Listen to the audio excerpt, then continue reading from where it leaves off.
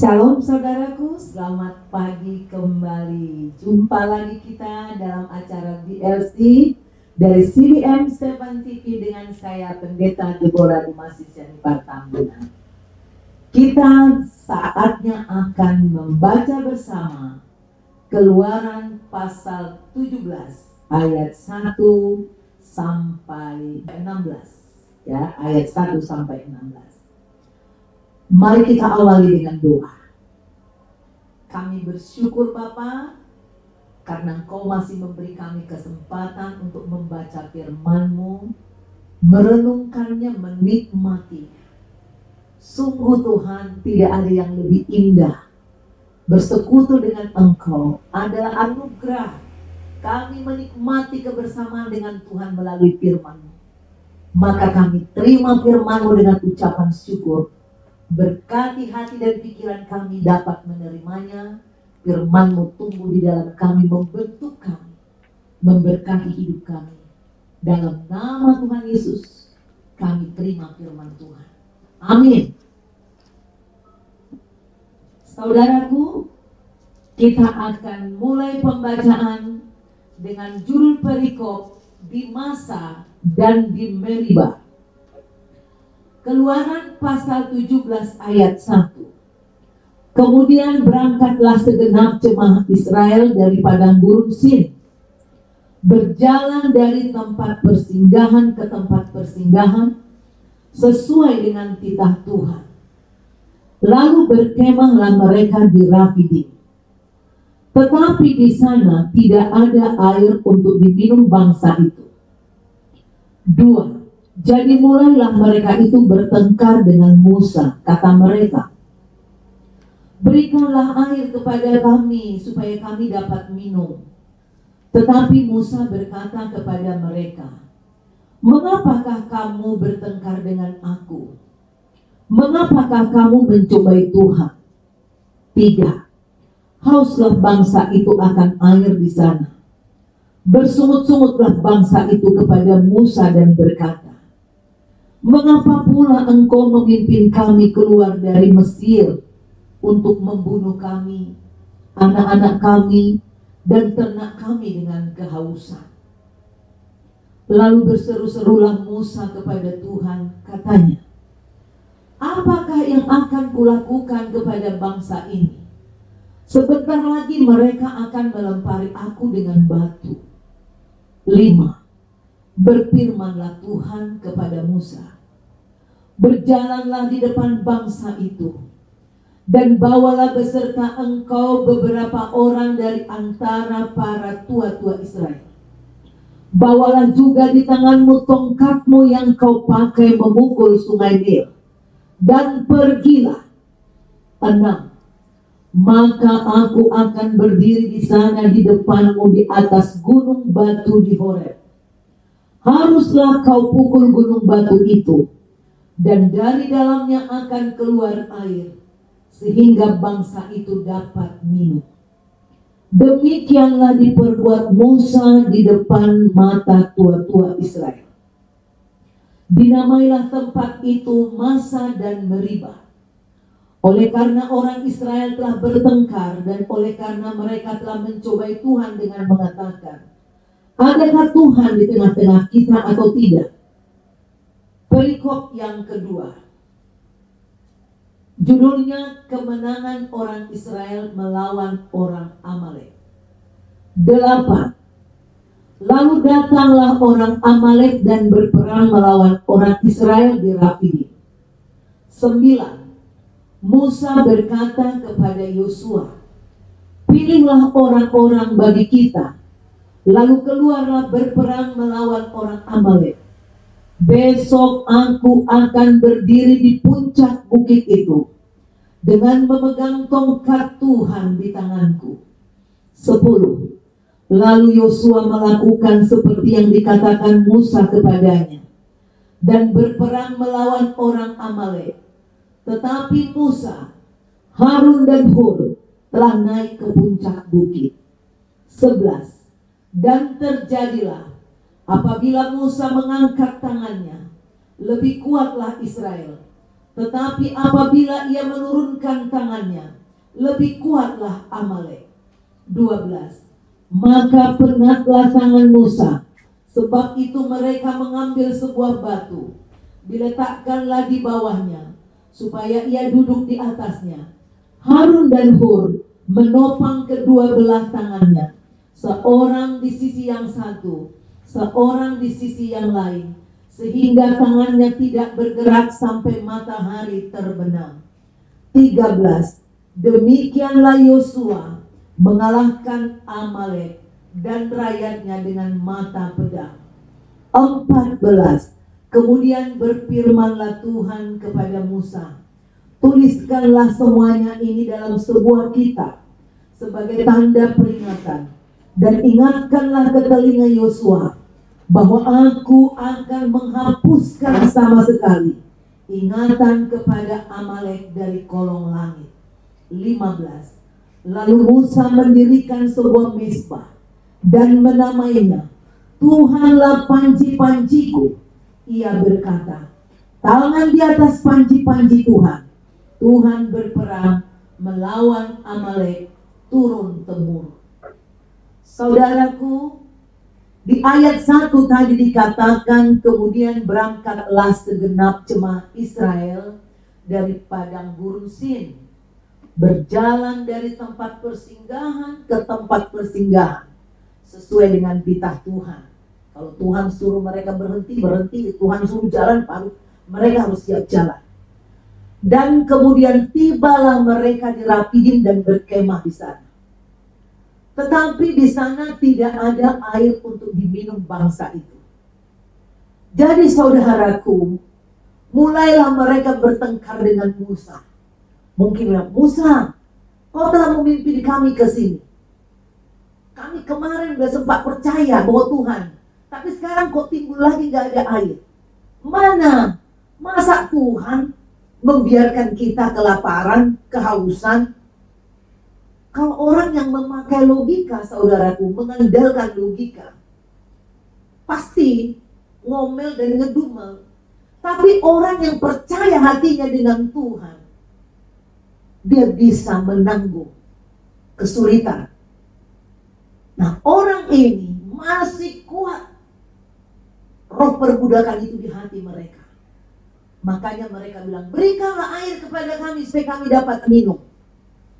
Tetapi Musa berkata kepada mereka, mengapakah kamu bertengkar dengan aku?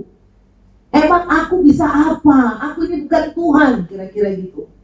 Mengapa kamu mencobai Tuhan? Belum cukupkah mujizat yang kau lihat itu?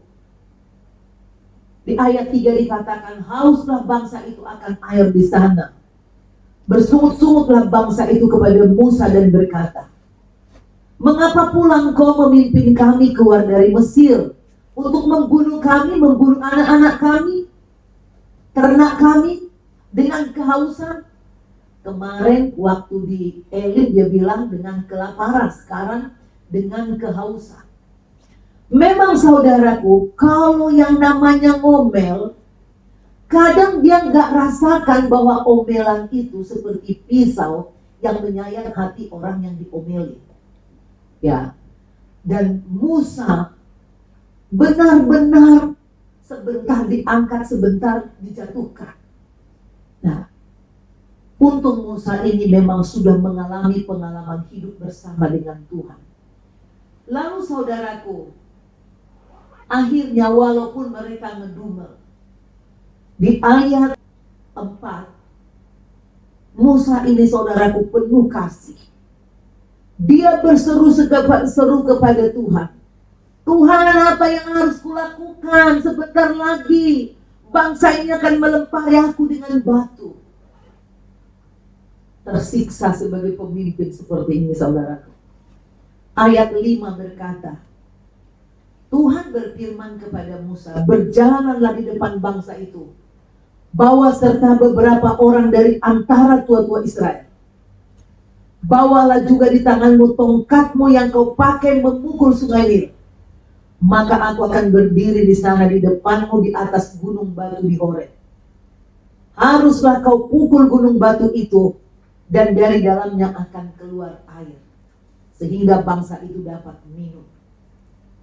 Inilah mujizat yang tidak terpikir oleh manusia. Batu berarti sebenarnya tidak ada airnya, tetapi Tuhan mau lebih lagi mendidik bangsa Israel dan kita juga di zaman ini. Dari yang tidak mungkin, Tuhan sanggup jadikan mungkin, asal kita percaya. Demikianlah Tuhan mendidik bangsa Israel dengan sabar. Lalu diperbuat Musa seperti yang difirmankan Tuhan di depan mata tua-tua Israel. Dan keluarlah air. Mereka menyebut tempat itu menjadi Masa dan Meriba, itu berarti di Rafidim.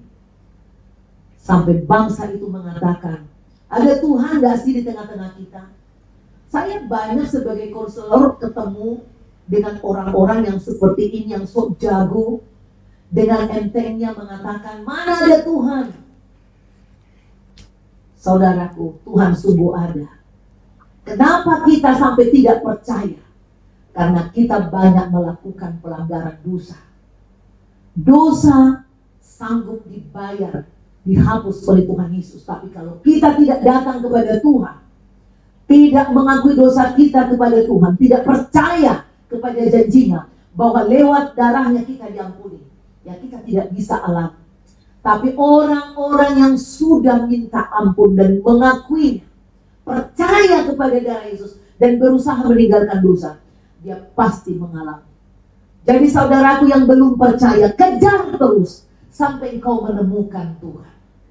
Di ayat 8 saudaraku dikatakan, datanglah orang Amalek dan berperang melawan orang Israel di Rafidim.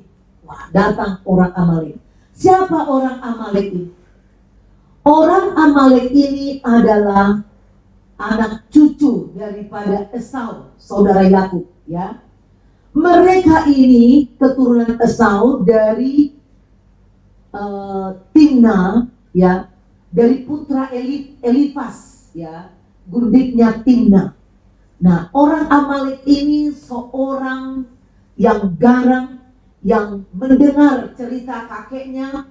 Mereka benci kepada Israel karena soal hak sulung itu, soal berkat dan hak sulung yang dirampas oleh Yakub. Nah, baru aja bangsa Israel ini lepas dari kejaran Mesir, Amalek datang menyambut saudaraku, memerangi mereka. Tetapi Musa bertindak dengan kuasa Tuhan. Dia perintahkan Yosua, berperanglah, pilih orang-orang supaya kita besok lawan mereka. Dan aku akan berdiri di puncak bukit dengan memegang tongkat. Apa artinya? Musa berdiri karena dia mau memberi aba-aba. Karena bangsa ini belum pernah berperang. Bangsa ini adalah bangsa budak. Bangsa Israel ini adalah bangsa yang tadinya cuma megang batu, ngangkat batu, bikin batu bata. Mereka bekerja keras tapi belum pernah berperang. Itu sebabnya mereka tidak disiplin, tidak terlatih. Sementara keturunan Amalek ini adalah mereka biasa merampok. Mereka biasa melakukan kekerasan-kekerasan, ya. Mereka sudah terlatih, ya, untuk berperang. Karena kalau merampok di padang gurun, saudaraku, mereka itu ada di padang gurun, di dekat tanah Kanaan, saudaraku. Nah, Rafidim ini adalah lokasi tandus di gurun Sinai. Nah, bangsa Amalek ini tinggal di selatan tanah Israel yang sekarang disebut gurun Negev. Nah, disitulah tinggal mereka. Saudaraku, agar tahu, Amalek ini selalu ada kebencian dan dendam. Padahal Esau dan Yakub waktu itu sudah saling berpelukan, sudah saling memaafkan. Tapi mereka tetap dendam kesumak, keturunannya. Maka kalau saudara baca nanti, lihat cerita tentang Haman yang ingin membunuh Mordekai di Purim saat Ratu Esther, saudaraku. Itu adalah keturunan daripada keturunan Amalek ini. Demikian juga Raja Agag yang musuh Israel, yang disuruh Tuhan melalui Samuel supaya dibunuh Saul, tapi tidak dibunuh Saul, itu juga adalah orang Amalek. Nah, jadi menurut ini kemungkinan profesi mereka itu tadi sebagai pemburu seperti kakeknya Esau dan sering melakukan perampokan. Nah, ini saudaraku. Nah, orang-orang Israel terbiasa cuma megang cangkul dan palu, maka mereka tidak punya senjata. Mereka hanya mengandalkan Tuhan berdasarkan pengalaman kemarin melawan Mesir. Sama sekali mereka tidak terlibat dalam perang. Kemenangan mereka atas Mesir itu semata-mata tindakan Tuhan. Maka Musa berdiri di atas gunung mengangkat tongkatnya. Jika tongkatnya terus berdiri, mereka ada kekuatan, semangat seluruh bangsa ini dan ada kuasa ilahi. Tapi jika kecapean, akhirnya mereka melemah. Akhirnya Musa sampai minta tolong kepada dua orang, yaitu Hur, kepada Hur dan Harun untuk menopang kedua belah tangannya di satu sisi supaya tongkat itu tetap berdiri, tidak bergerak sampai matahari terbenam. Akhirnya Yosua dan pasukannya mengalahkan Amalek dan rakyatnya dengan mata pedang. Orang yang belum terlatih, orang yang belum pernah berperang. Saudaraku, itu sebabnya jangan andalkan pengalamanmu. Hiduplah di dalam takut akan Tuhan. Saudaraku, bergaullah dengan Tuhan. Percayalah kepada Tuhan. Tongkat yang diangkat sebagai panji-panji itu mengingatkan kepada bangsa Israel yang sedang berperang bahwa ingat ini tongkat ini. Tuhan memakai tongkat ini. Tuhan ada di pihakmu sekarang. Itulah tujuan daripada tongkat itu. Lalu saudaraku, dikatakan di ayat 14, kemudian berfirmanlah Tuhan kepada Musa, tuliskanlah semuanya itu, dan aku akan menghapuskan sama sekali ingatan kepada Amalek dari kolong langit. Ingat saudaraku, peristiwa Raja Agag, peristiwa Haman itu adalah menghanguskan, membinasakan bangsa Amalek ini saudaraku. Mereka selalu dendam, mereka selalu cari masalah kepada orang Israel. Dan Tuhan sendiri yang menyatakan mereka akan dihapus dari kolong langit. Lalu saudaraku, Musa di ayat 15 mendirikan sebuah mezbah dan menamainya Tuhanlah panji-panjiku. El Nisi, artinya saudaraku, Musa tidak pernah menganggap dirinya hebat. Walaupun sekarang mereka sudah mulai belajar berperang memakai pedang. Tuhan Musa juga ingin mengajarkan kepada jemaat, kepada Yosua sebagai penerusnya, kepada semua jemaat itu, bahwa kemenangan peperangan bukan di tangan mereka tapi di tangan Tuhan. Maka dibuatlah mezbah itu sebagai peringatan supaya mereka bersyukur, supaya mereka percaya kepada Tuhan. Dan ia berkata, Musa berkata, tangan di atas panji-panji Tuhan. Tuhan berperang melawan Amalek turun-temurun. Demikianlah saudaraku orang yang takut akan Tuhan. Tidak akan pernah berbangga. Pencapaian-pencapaian yang didapatnya, keberhasilan yang dimilikinya. Dia tidak akan pernah berbangga, ini karena aku latihan. Ini karena aku belajar hebat. Ini karena aku disiplin. Ini karena, tapi dia katakan, sungguh. Sekalipun aku latihan begitu hebat. Sekalipun aku disiplin begitu hebat, tetapi kalau bukan Tuhan yang menganugerahkan kemenangan, sungguh tidak bisa aku menang. Inilah orang-orang yang tahu bersyukur saudaraku. Demikian saya sampaikan pembahasan tentang Keluaran pasal 17 ini. Mari kita tutup dalam doa.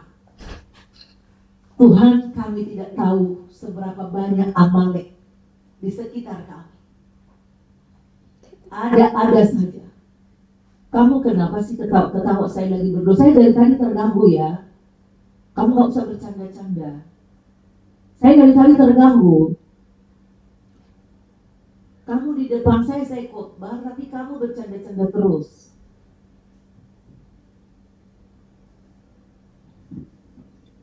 Mari kita berdoa untuk menutup pembacaan firman ini. Kami sadar Tuhan bahwa banyak sekali Amalek-Amalek di sekitar kehidupan kami. Amalek ini menyerang kami tanpa ampun, tiba-tiba, tanpa pemberitahuan. Kadang tidak ada angin, tidak ada hujan, mereka mencari-cari salah, menegur kami, menyakiti kami, menghambat kami. Namun kami mau angkat semua permasalahan kami ke dalam tangan-Mu. Sebab Engkaulah panji-panji kami, Engkaulah Yehova El-Nisi, Yahweh Tuhan panji-panji kami. Engkau pasti menjamin kemenangan. Engkau ajar kami berperang, dan Engkau sendiri yang memberikan kami kemenangan. Kami adalah prajurit-prajurit Tuhan, tidak akan mundur ketika ada musuh menyerang.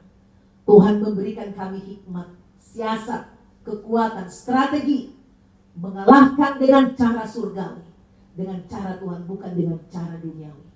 Hari ini Tuhan tolong kami. Di dalam pekerjaan kami, di dalam usaha kami, dalam studi kami, Tuhan tolong Engkau memberkati tangan kami, sehingga kami mahir belajar, mahir bekerja, mahir menggunakan senjata-senjata kehidupan di dalam diri kami. Dan setelah itu Tuhan, Engkau anugerahkan kami kemenangan. Biarlah kami senantiasa rendah hati, tidak akan pernah menyombongkan kebiasaan kami. Kami terus memuliakan Engkau. Segala sesuatu pencapaian yang kami miliki, kami persembahkan untuk hormat, puji, kemuliaan nama-Mu. Tuhan, kami berserah untuk semua aktivitas kami hari ini. Kami tahu Tuhan menjaga kami, Tuhan menolong kami, Tuhanlah panji-panji kami. Dalam nama Tuhan Yesus. Haleluya. Amin. Saudaraku, jangan lupa ya, saudara like, buka kembali di YouTube ya, CBM7 TV. Terus atau CBM7 TV. Terus saudara subscribe bagi yang belum. Jangan lupa kita harus melakukan penginjilan, memberitakan Injil kepada semua teman. Tanpa malu, tanpa takut. Tidak perlu takut dipermalukan. Cukup mengirimkan firman ini kepada orang-orang supaya dibaca, didengar. Yang tidak bisa baca juga bisa mendengar. Nah, yang suka membaca juga ada tertera tulisannya. Hanya mendengar lewat earphone juga bisa. Saudaraku, sungguh menjadi berkat Tuhan bagi kami jika saudara mendukung kami melalui share dan komen. God bless you. Sampai jumpa besok. Keluaran 18.